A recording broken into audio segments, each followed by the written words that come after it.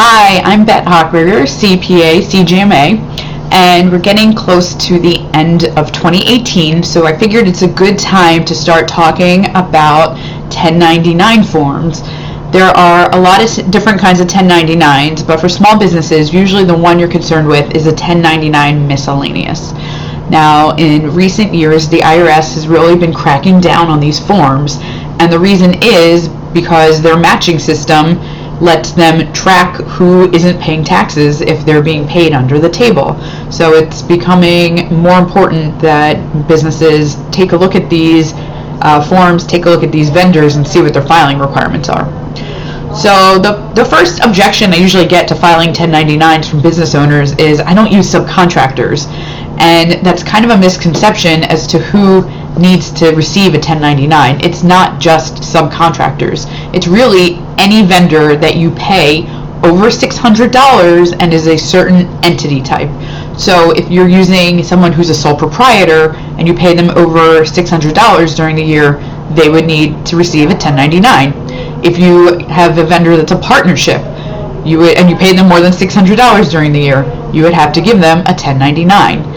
Now, when you get to companies that are LLCs, it's a little trickier because it really depends on how they file their own taxes. How would you know that, you ask? Well, you're going to get a Form W-9 from them, and that's going to have that information. And we're going to take a look at what that looks like so you can see what information you're looking for so you can know if you need to file or not. The other couple of tricky things when it comes to filing 1099s, if you pay a lawyer or a law firm more than $600 during the year, no matter what type of entity they are, if it's a sole proprietor, if it's a corporation, a PA, it doesn't matter. If you paid them more than $600, you need to give them a 1099. And as well, you might not think about it, but your landlord, rents have to be reported that are over $600. So again, you're going to need that W-9 from the company or a person that you rent from so you can see if you've got a filing requirement there. So that's pretty much the basics of it. You are better off filing a 1099 for someone that you don't need to than to not file one that you do need to. So if you're not sure, just file one. It's not a lot of work, it's not that hard, and you save yourself some headaches down the line from the IRS if they come looking for it, and you'll save yourself penalties as well. So we're going to go ahead and take a look at how to read the W-9 so you can see if it's something that you need to generate a 1099 for. And the best practice is anytime you work with a new vendor, ask them for a W-9. They should know what this is. If not, you can send them a blank form and they can fill it out. It's not that complicated, and you'll save yourself headaches at the end of the year, and definitely save yourself headaches in January. Oh, I guess that's the other big thing. These are due January 31st. So if you haven't done bookkeeping, if you don't know how much money you've paid out to individual vendors, if you haven't been keeping good records, you need to get that together really fast, because January, it comes and goes quickly, and you can get extensions for filing these, but you're supposed to hand them to the recipients by January 31st, so you don't have a lot of time. If you haven't been keeping good records, now is the time to get that together. So here we're going to look at some filled in W-9s. So if you receive these from your vendors, you'll be able to figure out if you need to give them a 1099 at the end of the year or not. So in this example, we're looking at an LLC, and you can see that because the name says ABC LLC, and in this particular instance, this is an individual or a sole proprietor or a single member LLC, which means that it's an individual person who set up an LLC, but they're the only owner, so it's almost like a shell of a company. And in this instance, because this box is checked right here, you're going to actually have to file a 1099 for that person. So you would use the name and the address, and then you would use the employer identification number that they provide, or if they provided a social security number, you would use that instead. You could get either one of those.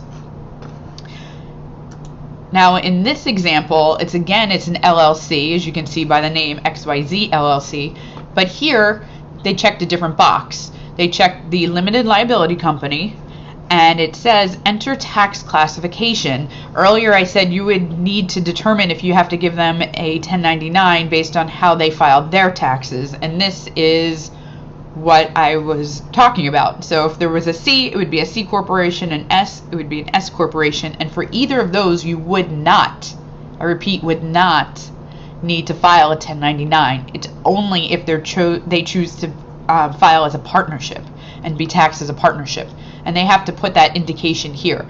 If you get a W-9 from a vendor that says LLC that has this box checked and they don't fill anything in here, you need to go back to that vendor and say, hey, you got to fill out the whole form, because without that letter right there, you don't know if you need to give them a 1099 or not. And if you don't feel like going back to them, just issue the 1099 regardless. It doesn't really matter either way. It's just maybe not necessary. So again, you would take their name and their address and their EIN, and you would use that to generate their 1099. Now, one more. Here's for a partnership. Okay, so LMN partners, and they checked off the appropriate box, the partnership box, which means, yes, once again, they need a 1099. So you would put in their street address and their EIN, and you would give them a 1099 if you needed to. Now, if you get one that has a C Corp checked or an S Corporation or a state and trust, you don't have to file 1099s. It's just for your information, so you verified whether or not you need to file for them. So now that you've got the information and hopefully you know who you need to file for, you're going to go ahead and you're going to file Form 1099. Now, you can get the form from the internet. However, you know, if you read through this, you're not supposed to use these. You're supposed to go either buy the forms or file them electronically. There's services out there that make it very easy. This is actually a little bit of a cumbersome process if you have a lot of 1099s that you need to file. It can be a challenge. This red one is what it tells you over here in this box. This one goes to the IRS. So what you would do is, you know, say we had paid $1,000 to LMN partners, right? We would put in here, oh, maybe I can't even type on it. Maybe we won't put in there. Oh, this one I'll let you do it. This is a different copy. So there's multiple copies. The form comes for copy A for the IRS. Copy 1 goes to the state if you're in a state that you need to file these with. B goes to the recipient, or the recipient here, or the vendor name. And then you get one more because they might possibly have to attach it to their tax return as well. So they get 2 copies. So yeah, the IRS doesn't want you to use this form. That's why you can't type on this part, because you're not supposed to send that to them. But just for demonstration purpose, I'm going to show you here. So you would type in here the recipient's name, right? LMN Partners. And then I forgot what the street address was, 100 State Street. Anytown, Florida, because I'm in Florida. And then now, where do you put the number? So I said it was $1,000. Almost always, it's going to go in box 7. Almost always. Not actually always, but almost always. Now, if this was your landlord, like say for example, you rented from LMN Partners and they were the ones you sent your rent checks to, you would put it up here in rents. So you could put it there. And then sometimes you'll see it in this other income, box 3. Times I have used that is if I had to reimburse somebody. Say for an example, you had a vendor that, you know, you paid them a service. Maybe you paid them $700 as a service, but you had to reimburse them for some kind of travel cost. Say you had $300 in travel costs. You could put the $300 reimbursement here, but the actual payment for the service would go under non-employee compensation. So if in doubt, use box 7 instead of box 3. It's easier for the recipient to deal with that on their end than you necessarily figure out what box you should put it in. But most of the time you're going to end up in box 7, so I would say you're going to fill it in like that. Now if you use software, it will automatically generate all those different copies, including this red one for you for the IRS. And and the basics is, you know, here this is where I would put my information in, you know, and and the important part, we forgot the EIN. So here, this would be mine, you know, whatever mine is, and this would be the recipient's off of the W-9. So 10 9731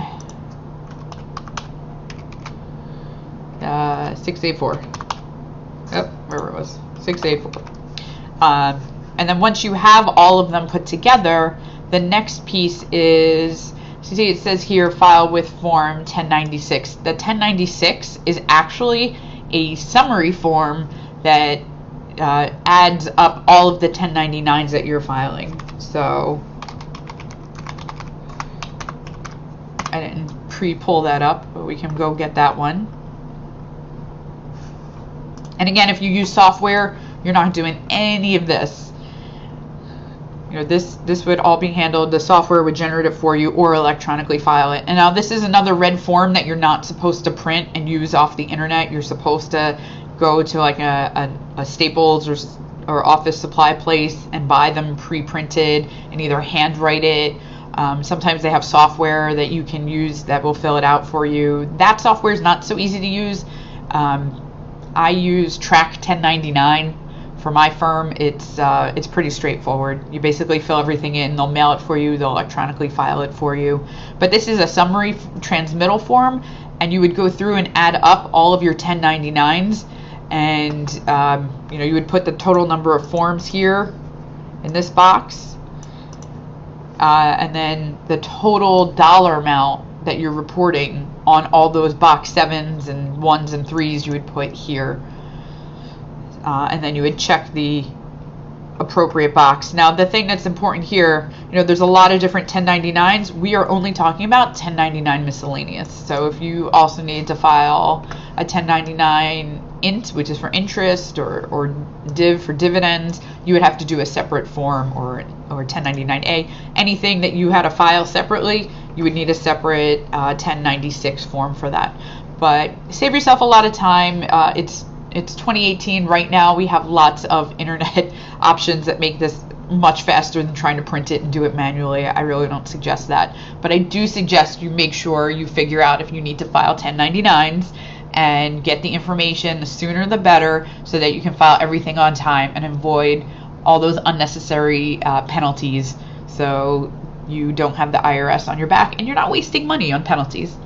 So if you have any questions, you can always reach out here on YouTube. You can call the office, shoot me an email, and if you like the video, please give it a thumbs up, share it, leave me a comment. Trying to make more videos that are helpful for business owners. And yeah, thanks so much, and Happy New Year, guys.